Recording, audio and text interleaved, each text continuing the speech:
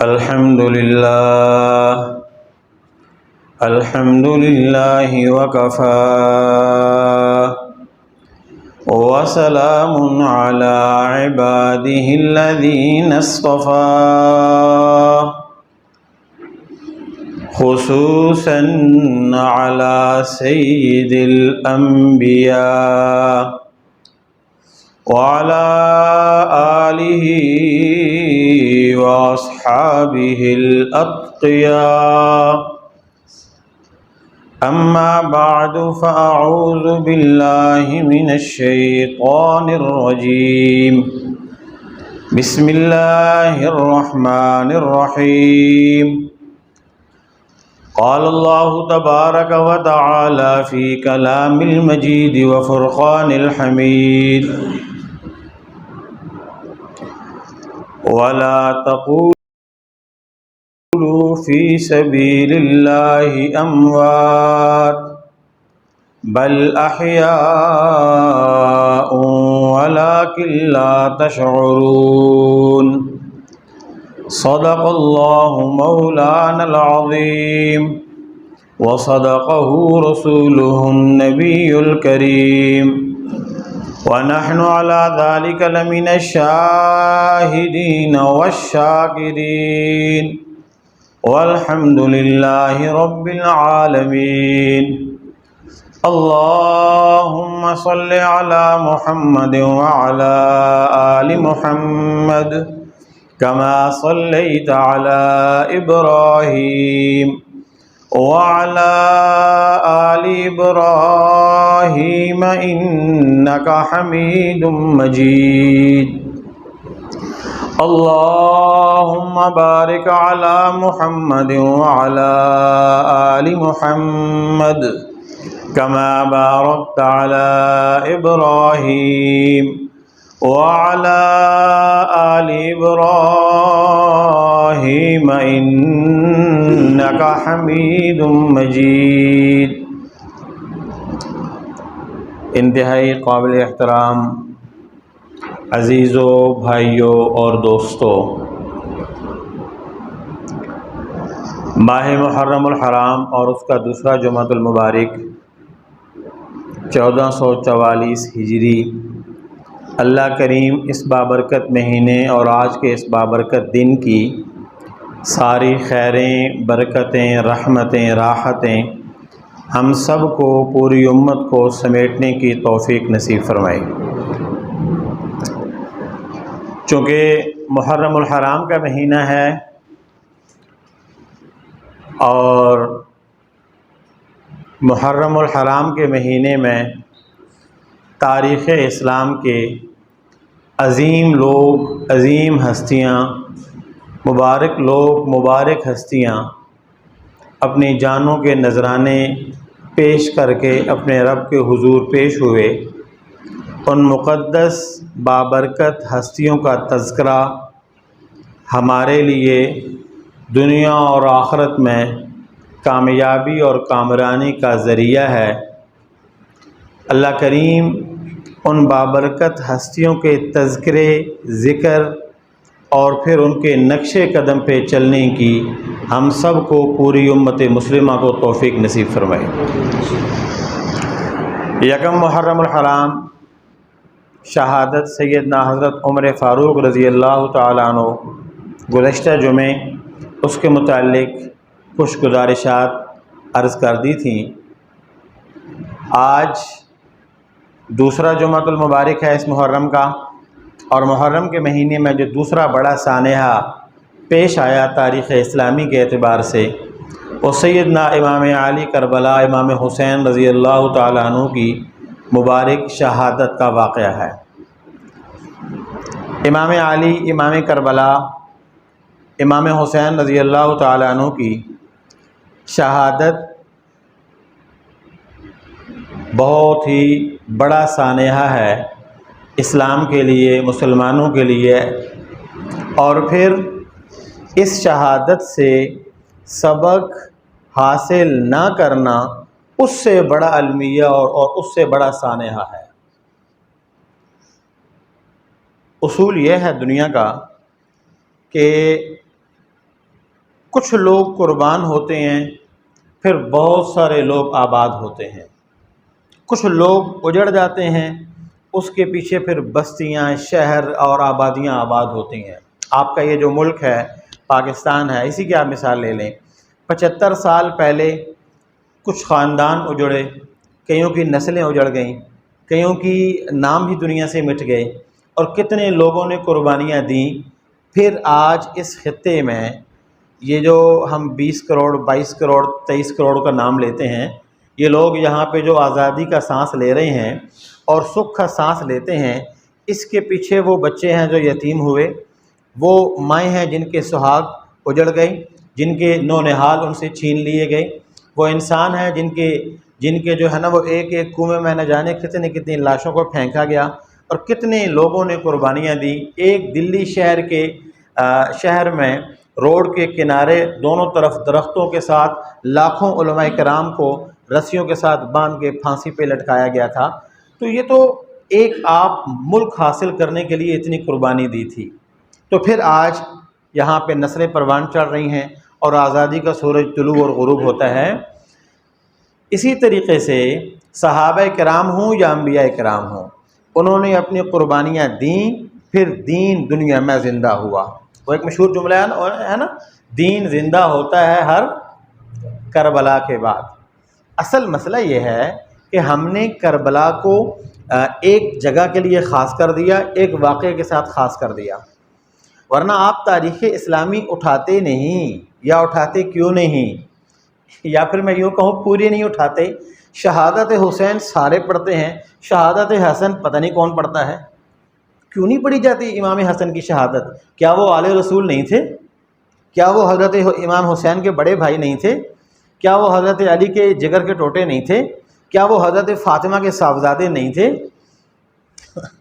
المیہ یہ ہے کہ اب ہم نے کیا، یہی ایک ٹرینڈ چل رہا ہے بھئی، اپنی مرضی کی آیت پڑھو، اپنی مرضی کا دین پڑھو، اپنی مرضی کا مولوی اٹھاؤ، اپنی مرضی کا مسئلہ سنو، زندہ باد مرد آباد، ہم یہ ہو گئے ہم وہ ہو گئے، یہ چل رہا ہے سب۔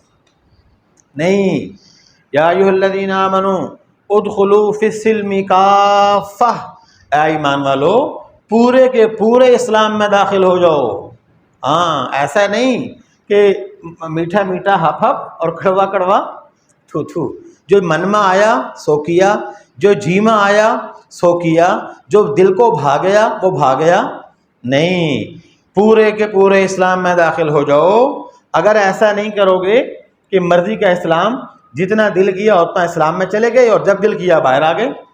جو کام اسلام میں سہولت سے سکون سے ہو جاتے ہیں بس ٹھیک ہے، اتنے ہم مسلمان ہیں، اتنے ہم یہ ہیں، اتنے ہم وہ ہیں۔ جہاں پہ امتحان آ گیا وہاں پہ اسلام کو چھوڑ دیا۔ سنت کی باری آئی تو جو سنت آسانی سے پوری ہو گئی، جو سنت مشکل لگی وہ سنت چھوڑ دی۔ ہاں، کمائی کی باری آئی، جہاں تک حلال کما سکے کمایا، جہاں تھوڑا مشکل مسئلہ بھی حرام ہے چھوڑ دو، امتحان میں پڑ گئے۔ کیا کریں جی، سود کے بغیر گزارا نہیں ہوتا، کیا کریں جی، اوپر والے مال کے بغیر نظام نہیں چلتا۔ وہ جو گورنمنٹ ہمیں دیتی ہے 40-50 ہزار، اسے تو مہینہ نہیں نکلتا، ہمارا کام تو اس سے چلتا ہے۔ تو مسلمانی خطرے میں پڑ گئی کہ نہیں پڑ گئی؟ آدھا تیتر آدھا بٹیر، اللہ کہتا ہے یہ نہیں چلے گا۔ ادخلوا فی السلم کافہ، پورے کے پورے اسلام میں داخل ہو جاؤ۔ حسن بھی اللہ کے نبی کے نواسے، حسین بھی اللہ کے نبی کے نواسے، حسن بھی آل رسول ہے، حسین بھی آل رسول ہے، حسن بھی علی کا بیٹا ہے، حسین بھی اللہ کا بیٹا ہے، حسن بھی فاطمہ کے جگر کا ٹوٹا ہے، حسین بھی فاطمہ کے جگر کا ٹوٹا ہے، حسین کی جوتی بھی ہمارے سر کا تاج، حسن کی جوتی بھی ہمارے سر کا تاج، حسین کی پاؤں کی خاک بھی ہمارے آنکھ کا سرما، حسن کی پاؤں کی خاک بھی ہماری آنکھ کا سرما۔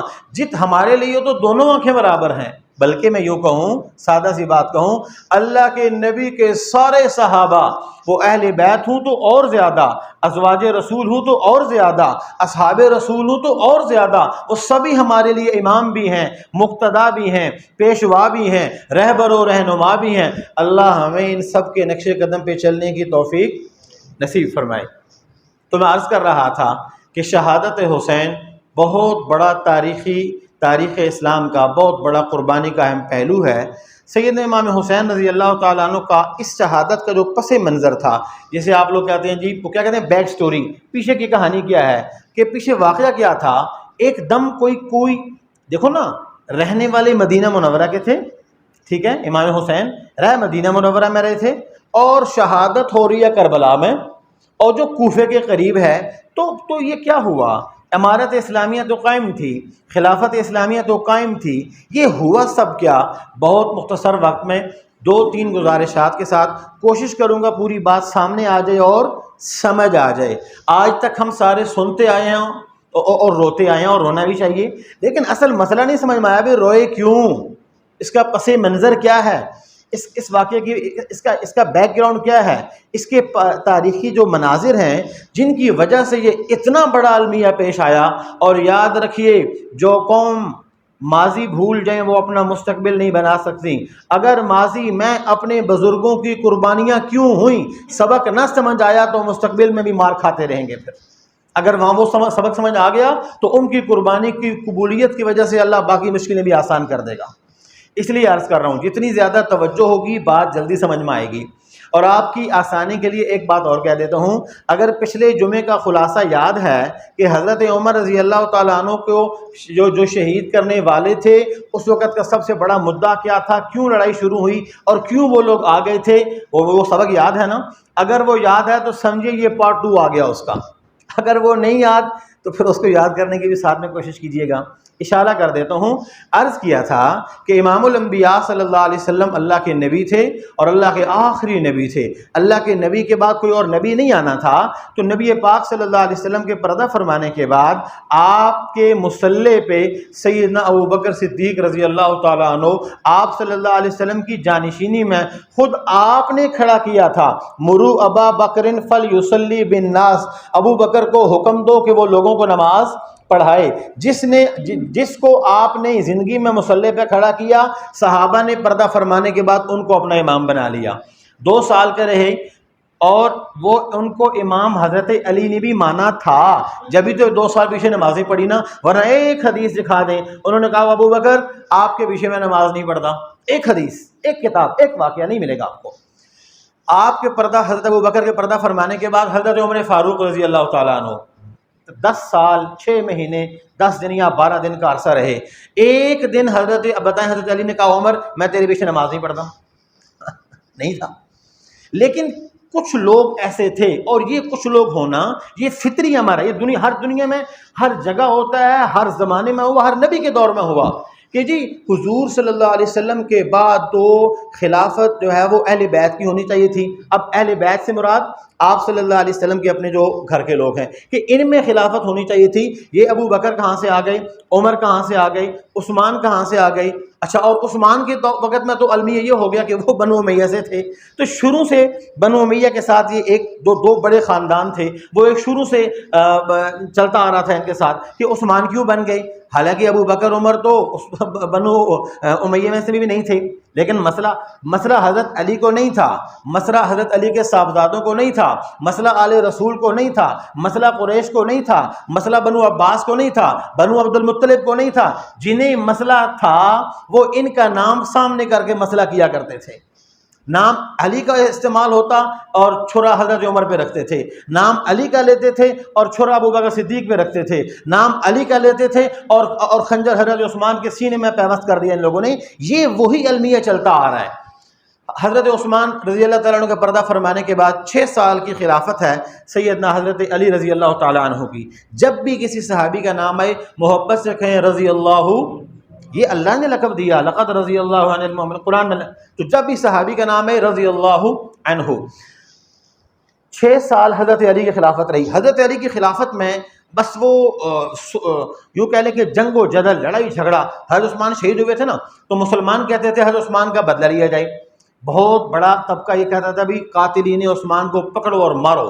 حضرت علی کہتے تھے پکڑیں گے بھی ماریں گے بھی، لیکن نظام کو تھوڑا کنٹرول کر لیں۔ یہ ہر گھر میں ہوتا ہے بھئی، پہلے یہ کر لو پہلے یہ کر لو، دنیا کے جہاں بھی امور میں یہ اختلاف رائے ہوتی ہے، کوئی ایسی جگہ نہیں جہاں اختلاف رائے نہ ہو۔ اور کبھی وقت ملا تو آپ کو عرض کروں گا کہ حضور صلی اللہ علیہ وسلم کی موجودگی میں بھی مدینے کے اندر رہ کے لڑیں، باہر جا کے لڑیں، اختلاف رائے صحابہ میں بھی تھا اور ہوا بھی ہے، احادیث موجود ہیں اس کے اوپر، یہ فطری ہمارا یہ ہوتا ہے. لیکن اختلاف رائے کو لے کے اس قدر چلے جانا کہ پھر بات مرنے مارنے تک پہنچ جائے، اس کا مطلب یہ ہے کہ اصل اب اختلاف رائے نہیں، اندر میں اختلاف کوئی اور ہے. پھر تو حضرت علی رضی اللہ تعالیٰ عنہ ابن ملجم نے ان کو کوفے میں شہید کیا. پہلے حضرت علی خلیفہ تھے حضور صلی اللہ علیہ وسلم کے دور میں، دار الخلافہ مدینہ، حضرت ابوبکر کے دور میں مدینہ، حضرت عمر کے دور میں مدینہ، حضرت عثمان کے دور میں مدینہ، حضرت علی کے دور میں کوفہ منتقل ہوئے. تو 6 سال کی جو خلافت تھی انہوں نے وہاں سے وہ کی، اور پورا مدینہ، پورا شام، سارا علاقہ ان کے تابع تھا. لیکن جب وہاں پہ وہ شہید کر دیے گئے تو پھر ان کے بعد حضرت امام حسن رضی اللہ تعالیٰ عنہ ان کو امیر المؤمنین بنایا گیا. 6 مہینے ان کی خلافت رہی. کتنے مہینے؟ جی 6 مہینے خلافت رہی. اب حضرت امام حسن کے بارے میں وہ حدیث آپ نے سنی ہوگی کہ امام الانبیاء صلی اللہ علیہ وسلم نے فرمایا کہ یہ میرا وہ بیٹا ہے جس کی برکت سے اللہ تعالیٰ 2 بڑی مسلمان جماعتوں یا گروہوں یا گروپوں یا دھڑوں کے درمیان میں اللہ تعالیٰ صلح کروائے گا. وہ کون سا تھا؟ ایک سیدنا حضرت علی ابن ابی طالب والا گروہ، ایک حضرت امیر معاویہ رضی اللہ تعالیٰ عنہ، وہ امیر شام تھے، یہ امیر کوفہ تھے. ان دونوں کے گروہوں کے بیچ میں صلح کس نے کروائی تھی؟ امام. یاد ہے سبق؟ اب تو نہیں بھولیں گے نا، میں نے پچھلا بھی تھوڑا یاد کروا دیا. اس لیے عرض کر رہا ہوں ایک بات کہ سبق جتنا سمجھ آئے گا عمل اتنا آسان ہوگا، اور عمل کے اوپر تو جنت ہے، عمل نہیں تو پھر کچھ بھی نہیں. 6 مہینے خلافت رہی حضرت امام حسن کی رضی اللہ تعالیٰ عنہ، اور اللہ کے نبی صلی اللہ علیہ وسلم نے خوشخبری دی تھی یہ میرا وہ بیٹا ہے جس کی وجہ سے 2 مسلمان دھڑوں میں اللہ کیا کرے گا. جی حضرت امیر معاویہ آئے رضی اللہ تعالیٰ عنہ، ان کے پاس آئے، انہوں نے ان کو بیٹھے ہوئے، یہ کھڑے ہوئے. اب وقت مختصر ہے ورنہ میں تفصیل عرض کرتا.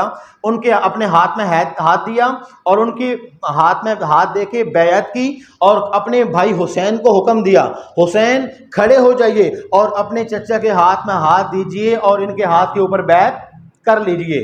6 مہینے کے بعد مسلمانوں کے 5ویں خلیفہ راشد، ابو بکر خلیفہ راشد، عمر خلیفہ راشد، عثمان خلیفہ راشد، علی خلیفہ راشد، حسن خلیفہ راشد، 5ویں خلیفہ راشد نے اپنی خلافت حضرت امیر معاویہ رضی اللہ تعالیٰ عنہ کے ہاتھ میں منتقل کی، اور کتابیں گواہ ہیں. حسین کھڑے ہو جاؤ، اور لفظ ہے اپنے چچا کے ہاتھ میں اپنا ہاتھ دے دو اور ان کی بیعت قبول کر لو. بتاؤ امام حسن، اگر امام حسین جری ہے تو حسن بھی جری ہے کہ نہیں ہے؟ امام حسین ٹکرا جانے والا ہے تو حسن بھی ٹکرانے والا ہے کہ نہیں ہے؟ امام حسین بہادر باپ کا بیٹا ہے تو حسن بھی بہادر باپ کا بیٹا ہے. امام حسین شہید ہوا تو حسن بھی شہید ہوا. حسین بھی آل رسول تو حسن بھی آل رسول ہے. حسین بھی جگر گوشے بطول تو حسن بھی جگر گوشے بطول ہے. تو حسین بھی قابل ہمارے لیے، وہ ہم ان کی قابل تقلید ہے ہمارے لیے، ان کے ہر نقش قدم کے اوپر چلنے کے لیے تیار. حسن کے نقش قدم پہ بھی چلنے کے لیے تیار. حسین نے بیعت کی، پیچھے پیچھے امام حسن نے بیعت کی، پیچھے پیچھے امام حسین نے بھی بیعت کی. اب آ جائیں اس سے اگلا، کیونکہ میں نے آج شہادت حسین کے متعلق عرض کرنا ہے اس لیے آگے جا رہا ہوں، ورنہ یہاں پہ ایک جملہ کہتا جاؤں. کبھی اللہ نے زندگی کا موقع دیا اور زندگی نے وفا کی اور آپ نے یاد دہانی بھی کروا دی تو پھر عرض کروں گا، ورنہ میں بھول جاتا ہوں کہ امام حسن بھی شہید ہوئے.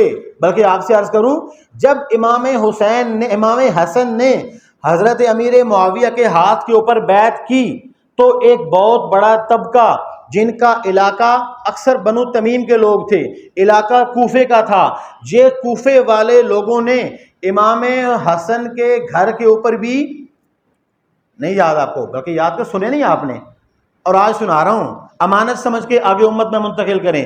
امام حسن کے گھر کے اوپر حملہ بھی ہوا، امام حسن کا خیمہ بھی جلایا گیا. اور ایک لفظ عرض کر رہا ہوں یاد دہانی کے لیے، امام حسن کے متعلق بہت ساری باتیں کہی جاتی تھیں. ایک بات یوں بھی کہی جاتی تھی، یا عار اہل البیت، عار کا لفظ ہوتا ہے شرمندگی، اہل بیت کے لیے شرمندگی کا مقام ہے تو کہ تو نے امیر معاویہ کے ہاتھ میں بیعت کی ہے. اس لیے عرض کر رہا ہوں کہ سبق وہاں سے غلط ہوا، مسئلہ وہاں سے شروع ہوا۔ شہادت حسین تو بہت بعد میں ہوئی ہے، مسائل پہلے کھڑے ہو گئے تھے، مخالفین پہلے کھڑے ہو گئے تھے، جنہوں نے اسلام کی پیٹھ میں چھرا گھونپا، مسلمانوں کی شکل روپ دھار کے اسلام کے لیے انہوں نے جو راستہ مشکل بنایا وہ تو پہلے کھڑے ہو گئے تھے۔ جنہوں نے حضرت علی کو شہید کیا وہ پہلے کھڑے ہو گئے تھے، جنہوں نے امام حسن کے لیے یہ الفاظ کہے وہ پہلے کھڑے ہو گئے تھے، جنہوں نے امام حسین کے خیمے کو حسن کے خیمے کو جلایا وہ پہلے کھڑے ہو گئے تھے۔ اور اس سے آگے چلیں، جب امام حسن نے یہ کر دیا، حضرت امیر معاویہ خلیفہ بن گئے، امام حسین موجود تھے۔ اس واقعے کے 20 سال کے بعد، کتنے سال بعد بھائی؟ 20 سال کے بعد کربلا کا واقعہ ہوتا ہے۔ مجھے بتاؤ 20 سال میں ایک دن بھی امام حسین نے کہا ہو یا امام حسن نے کہا ہو ہم امیر معاویہ کے پیچھے نماز نہیں پڑھتے یا ہم امیر معاویہ کو امیر نہیں مانتے؟ ایک دن بھی نہ امام حسن نے کہا نہ امام حسین نے کہا۔ امیر معاویہ کے اوپر ایمان، ان کی خلافت کے اوپر یہ اب انہوں نے بھروسہ کیا، اعتماد کیا، ان کی بیعت کو قبول کیا۔ جب یہ بیعت ہو گئی، خلافت کا 10 سال کا عرصہ گزرا، تو اس وقت سب سے زیادہ فتوحات اسلام اب شروع ہو گئی تھیں۔ یہ ایران، یہ خراسان اور یہ سارا علاقہ لوگ جوک در جوک اسلام میں داخل ہو رہے تھے۔ ایسے میں جو بڑی عمر کے صحابہ تھے انہوں نے مشورہ کیا کہ بھئی ایسا کرو کہ حضرت امیر معاویہ تو اب آہستہ آہستہ بوڑھے ہو رہے ہیں اور عمر بھی بہت ہو چکی ہے، آپ صلی اللہ علیہ وسلم کے ساتھ کاتب وحی تھے، اب آپ اندازہ لگائیں نا کہ کتنی عمر ہو گئی ہے، تو اب یہ پہلا بحری بیڑا اسلامی ان کے دور میں تیار ہوا، ان کے دور میں اس نے سفر شروع کیا، بے شمار فتوحات اسلامیہ ہوئیں۔ تو کہا گیا کہ ان سے یہ کہا جائے کہ آپ اپنے بعد کوئی ایسا جانشین مقرر کرو کہ جو مالی طور پہ بھی مضبوط ہو، خاندانی طور پہ بھی مضبوط ہو، اور ایسا ہو کہ باہر سے اگر کفر حملہ کرنے کی کوشش کرے تو وہ اس کے پاس مالی وسائل، مملکت اسلامی کے وسائل اپنے ہوں لیکن اس کے ذاتی اتنے زیادہ ہوں، خاندانی پاور ہو اور وہ وجاہت ہو، ایسی چیزیں جو انسانوں کو کنٹرول کر سکے۔ تو کسی نے کہا آپ اپنے صاحبزادے یزید کو کہہ دیجئے۔ اس پہ یہ پہلے تو مشوش رہے کہ نہیں یزید کو کروں گا، ایسا نہیں کروں گا، کوئی اور سوچتے ہیں۔ تو کافی دن تک اس پہ مشاورت چلتی رہی۔ یہ پہلے 10 سال کے بعد یہ ہوا۔ 10 سال کے بعد جب انہوں نے یہ دیکھا کہ بہت سارے ایسے معاملات ہیں کہ وہ کنٹرول کرنا مشکل ہے، تو چونکہ یہ میرے ساتھ سفر میں بھی ساتھ ہوتا ہے، حضر میں بھی ساتھ ہوتا ہے، جہاں جاتا ہوں یہ سمجھتا ہے بہت ساری چیزوں کو، اور ظاہر ہے مملکت اسلامیہ کا کوئی بھی خلیفہ وہ جو بھی فیصلہ کرتا تھا وہ سارے اس وقت کی جو امارت اسلامیہ ہے ان کے مشورے کے ساتھ کرتا تھا۔ تو میرا بیٹا ہو کے بھی کوئی فیصلہ اپنی مرضی سے نہیں کرے گا، جو کرے گا ان ساروں کے مشورے کے ساتھ کرے گا۔ اور اس وقت کے مشورے کے بڑے لوگ کون تھے؟ عبداللہ ابن عباس، عبداللہ ابن عمر، عبداللہ ابن زبیر، امام حسین رضی اللہ تعالیٰ عنہ، امام حسن اللہ کو پیارے ہو چکے تھے، بڑے صحابہ اور اللہ کو پیارے ہو چکے تھے، اب کچھ صحابہ باقی رہ گئے تھے۔ یہ اپنی پہلے 10 سال کے بعد انہوں نے ان کی نامزدگی کر دی تھی، یہ بات سامنے رکھتے ہوئے اور سب کو بتا دیا تھا۔ سب نے اس کے اوپر اتفاق کیا، 4 لوگوں نے اختلاف کیا، عبداللہ ابن عمر، عبداللہ ابن عباس، عبداللہ ابن زبیر، امام حسین رضی اللہ تعالیٰ عنہ۔ ان چاروں میں 2 بڑے تھے، عبداللہ ابن عباس، عبداللہ ابن عمر، 2 چھوٹے تھے، عبداللہ بن زبیر، امام حسین۔ نام یاد رکھیں گے، وقت کم ہے، تفصیلی بات سامنے آ جائے گی، رضی اللہ تعالیٰ عنہم اجمعین۔ یہ سارے مدینہ منورہ میں تھے۔ انہوں نے کہا کہ بھئی ایسا نہیں ہوگا، جب آپ کو حادثہ پیش آ جائے گا ہم بیٹھ کے مشورہ کریں گے اور سارے بالکل جس طرح پہلے ہوتا آیا ہے ہم اسی طرح کریں گے۔ یہ ایک آپس میں اختلاف رائے تھا، نہ انہوں نے ان کو مرد آباد کہا نہ انہوں نے ان کو مرد آباد کہا۔ اور یہ آج کل کا جو آپ کا دور ہے، نہ کسی نے ان کا پتلا جلایا نہ ان میں سے کسی نے ان کا پتلا جلایا۔ یہ آج کل کے لوگوں کو عجیب و غریب چیزیں شروع ہو گئی ہیں، نماز پڑھیں گے نہیں پڑھیں گے پتلے پہلے جلانا شروع کر دیں گے، اللہ رسول کا نام لیں گے نہیں لیں گے اور یہ سارے کام پہلے کریں گے۔ نتیجہ کیا نکلا؟ جب حضرت امیر معاویہ اللہ کو پیارے ہو گئے، یزید تخت کے اوپر بیٹھ گیا، اس نے اپنا ولی عہد ہونے کا اعلان کر دیا، ان چاروں نے کہا ہم اس خلافت کو نہیں مانتے۔ یہ 4 تھے، یہ چاروں کے چاروں مدینہ منورہ میں تھے، لیکن ان چاروں نے ساتھ میں یہ بھی کہا کہ جو بڑے تھے حضرت عبداللہ ابن عمر اور حضرت عبداللہ ابن عباس، انہوں نے اور ان ساروں نے مل کے مشورہ کیا کہ ہم یہاں مدینہ میں رہ کے، کیونکہ مدینہ کا جو گورنر تھا وہ ان کی سائڈ کے زیادہ طرفدار تھا اور جو والی مکہ تھا وہ بھی ان کا طرفدار تھا، لیکن خلافت وہاں پہ تھی، حکومت وہاں پہ تھی، تو انہوں نے مل کے یہ کہا کہ مکے اور مدینے میں رہ کے ہم اپنا سلسلہ چلاتے ہیں اور ہم پھر ان کے ساتھ بات کریں گے کہ بھئی ہمارے ساتھ بیٹھو اور مل کے مشورہ کریں گے، جس کے بارے میں رائے بن گئی وہ ہمارا امیر بن جائے گا۔ یہ ہوا، لیکن جو دو چھوٹی عمر کے لوگ تھے ان چاروں میں سے حضرت امام حسین اور حضرت عبداللہ بن زبیر، یہ کہنے لگے کہ نہیں، یہاں پہ نہیں چلنا ہے ان کے پاس اور وہاں جانا ہے ہم نے۔ اس پہ ان کا آپس میں اختلاف ہو گیا۔ وہ دو وہاں پہ رہ گئے مکہ المکرمہ میں، مدینہ میں رہ گئے حضرت عبداللہ بن زبیر۔ اور آپ کو میں نے اکثر اور پچھلے محرم میں بھی سنایا تھا کہ عبداللہ بن زبیر کہنے لگے اے حسین، اگر، کیونکہ حضرت امام حسین کے بال لمبے تھے، زلفیں رکھی ہوئی تھیں، کہا ہے حسین اگر مجھے پتہ ہو، کیونکہ دوست بھی تھے نا، ہم عمر بھی تھے، ساتھی بھی تھے، یارانہ بھی تھا، مجھے پتہ ہو کہ میں آپ کے بالوں سے پکڑ کے آپ کو روکوں تو میں روک لوں گا، اللہ کی قسم میں یہ بھی کر دوں گا، لیکن حسین مجھے پتہ ہے تم رکنے کے لیے تیار نہیں ہو، تم پھر بھی جاؤ گے۔ اے حسین تم کہاں جا رہے ہو؟ بعض جگہ آتا ہے 12,000، بعض جگہ آتا ہے 10,000، بعض جگہ آتا ہے 8,000، 7، 8، 9، 10، 12 مختلف روایتیں۔ اتنے ہزار کے حساب سے اہل کوفہ نے، کوفیوں نے خط لکھے تھے امام حسین کو کہ آپ آئیں، آپ ہمارے امام ہیں، ہم آپ کے ہاتھ پہ بیعت کریں گے، یہ بیعت ہم توڑنے کے لیے تیار ہیں۔ عبداللہ بن زبیر کہتے تھے نہیں، آپ کے ابا بھی کوفے میں شہید ہوئے، ان کو بھی کوفے والوں نے مارا، مدینے میں جب تک رہیں گے محفوظ رہیں گے، کیونکہ اللہ کے نبی کی دعا ہے نا مدینے کے لیے، تو آپ آل رسول ہو، جب تک مدینے میں رہو گے حفاظت میں رہو گے، مدینے سے باہر جاؤ گے تو یہ بہت سارے ایسے لوگ ہیں کہ پھر بچنا مشکل ہو جائے گا۔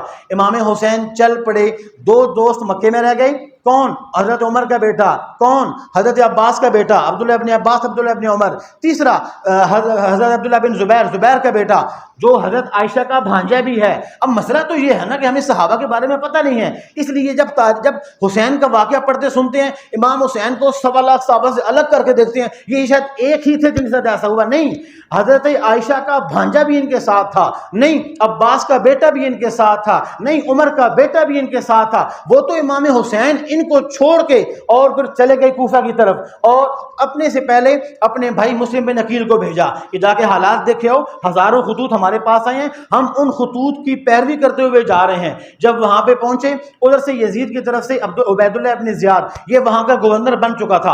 ابن زیاد سخت تھا، شقی تھا، بدبخت تھا، جس نے آتا، اور ظاہر ہے کوئی بھی حکمران بنتا ہے وہ اپنی حکومت کو قائم کرنے کے لیے وہ مار دھاڑ کرتا ہے۔ اس نے آ کے یہاں پریشر دیا اور لوگوں کو دبایا، جس کے نتیجے میں جن لوگوں نے خط لکھے تھے، خط تو لکھے تھے، خود سارے چھپ گئے۔ مسلم بن عقیل کو اکیلا چھوڑ دیا، وہ شہید ہو گئے۔ امام علی کربلا، امام حسین آدھا سفر طے کر چکے تھے، راستے میں پیغام ملا کہ آپ کا بھائی مسلم بن عقیل یعنی چچا کا بیٹا وہ شہید کر دیا گیا ہے، وہ شہید کر دیا گیا ہے۔ اس پہ بھی امام حسین نے کہا اس کا مطلب ہے حالات سازگار نہیں ہے، ہمیں واپس چلنا چاہیے۔ جب واپس جانے کے لیے تیار ہوئے تو مسلم بن عقیل کے صاحبزادے کھڑے ہو گئے کہ میرے باپ کو مارا گیا ہے، قصاص لیا جائے گا۔ اب امام حسین اب واپس جانے کا راستہ تو خود بند ہو گیا تھا، ظاہر ہے چچے کا بیٹا وہاں پہ وہ مار دیا گیا ان کو۔ یہاں سے لشکر لے کے پھر جب وہاں پہ پہنچے، اب جب وہ سامنے لشکر آیا کوفے والوں کا، تو امام حسین نے، تاریخ میں یہ واقعہ موجود ہے، جہاں پہ شہادت حسین لکھی ہے وہاں پہ یہ ساری چیزیں لکھی ہیں۔ میں اس لیے کہتا ہوں ادخلوا فی السلم کافہ، پورے داخل ہو جاؤ۔ امام صاحب نے تھیلا الٹا ایک ایک خط نکال کے سامنے کیا، اے فلاں بن فلاں، تو نے خط نہیں لکھا تھا میرے لیے؟ لکھا تھا، پھر تو کدھر نظر نہیں آتا؟ اے فلاں فلاں کے بیٹے، یہ تیرا خط ہے، یہ تیرا خط ہے، یہ تیرا خط ہے۔ ہزاروں خطوط لکھے، مجھے بلا کے آج میرے اور آل رسول کے خاندان کو تنہا چھوڑ دیا، کہاں چلے گئے تم؟ رات کے اندھیرے میں زندہ باد کہنے والے اور ہوتے ہیں اور دن کی روشنی میں جان دینے والے کوئی اور ہوا کرتے ہیں۔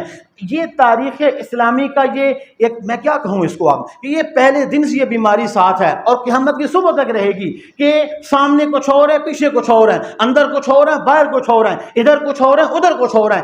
خلاصہ کلام، امام صاحب نے کہا اچھا اب میرے پاس 3 راستے ہیں، واپس جانے دو، نہیں جانے دیتے، جہاد کے لیے جہاں بارڈر پہ جہاد، اسلامی لشکر جہاد کر رہے ہیں وہاں پہ جانے دو، یا مجھے براہ راست یزید کے پاس جانے دو، میں اور یزید سامنے بیٹھ کے ٹیبل ٹاک کریں گے، جو ہوگی دیکھی جائے گی۔ نتیجہ کیا نکلا؟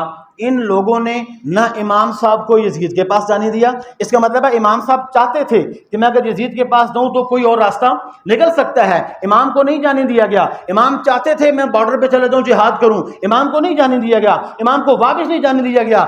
نتیجہ یہ کہ وہیں پہ امام صاحب کو نہ صرف شہید کیا گیا بلکہ خیموں کو بھی آگ، بولے نا، خیموں کو بھی آگ کیوں لگائی گئی؟ اس لیے کہ بہت ساری دنیا جانتی تھی ہمارے ہاتھوں کے لکھے ہوئے خطوط یزید کے پاس پہنچ گئے، گورنمنٹ کے پاس چلے گئے تو ہمارا بھی نام بیچ میں آئے گا، لہٰذا انہوں نے انہوں نے کیا کیا؟ حالانکہ امام صاحب کا بیٹا بیمار تھا زین العابدین، اس کو کسی نے کچھ نہیں کہا، وہ بچ گئے، وہ زندہ رہے، وہ بعد میں بھی رہے۔ کیوں؟